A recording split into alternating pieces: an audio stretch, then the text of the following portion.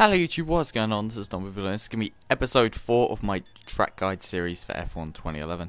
This is going to be Istanbul and I'm going to run you through my setup. I like to have my front wing angle on 3, my rear wing angle on 4, my braking setup, my balances stayed the same, my pressure on high, my braking size on small, my balance anti-roll bars are both on 11. I believe what I'm about to show you is the glitch where the ride height both on 1 and the stiffness both on 11. I believe that's what they're trying to patch, but they haven't patched it at the moment, so if you're going to use it now. I like to put each gear up 3 because there are a few long straights on this track. You can vary it however you want, but that's how I find success. And the alignment I put them both into to give you more turn in. It makes the car a little bit more slippery, but overall it helps. So yeah guys, I'll see you in the lap. Alright guys, so here we are now coming up to the second to last corner. I'd like to remind you that these track guides are trying to make you be consistent in the race. They're not necessarily to be the fastest as humanly possible, just trying to give you guidelines. But this was done in time trial and therefore it's quite a fast time, and like one of the fastest I could say. I broke about 100 meters for the first corner, try and take as much curb as you can, try and bounce across like I did. I actually lost a little bit of time what my previous best was. Allow the car to run wide. If it's qualifying, get your DRS open. Don't cut across the grass, that was a mistake, and brake for the top of the hill.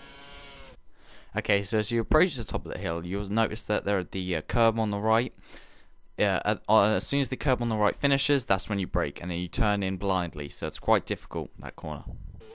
So the next corner is rather difficult. It's a right hander. You have to have a little bit dab brake, turn in, hope the corner's there. Have a little dab brake for the left hander, try and hit the curb. I do miss it, and then allow the car to run wide, especially in qualifying. Try and get your DRS open as early as possible.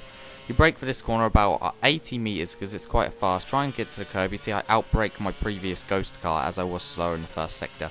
Get your DRS open and go down to turn 8. With a good car setup, this can be done flat out. Try and be smooth as you can. I weren't that smooth, but as you hit all curbs, then you get your DRS open on the exit, and you're good to go down into the turn 10.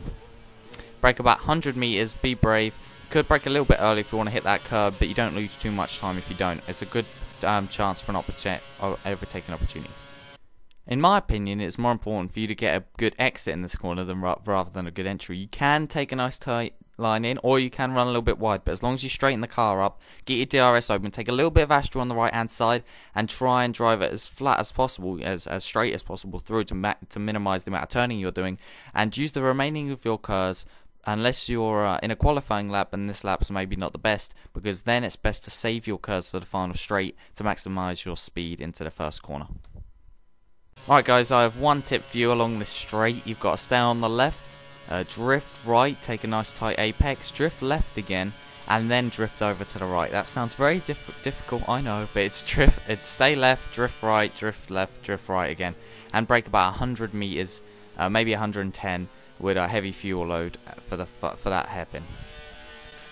It's hard for me to give you advice on these final two corners, but accelerate, brake a little bit, hit your apex, accelerate, brake a little bit, hit your apex, and then get on the power, open your DRS, and use the SD curves. About the best advice I can give you for that. My final time was 121.4. If you enjoyed this lap and maybe you learned a little bit from it, please do give give the video a like and a favor, and be sure to subscribe to my channel if you haven't already. Anyway guys, this has been dombeyblue, sign out. Peace!